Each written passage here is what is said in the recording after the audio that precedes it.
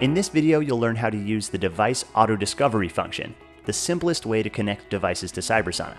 Auto discovery scans your network for devices and automatically accesses them using default credentials you set up under the passwords tile.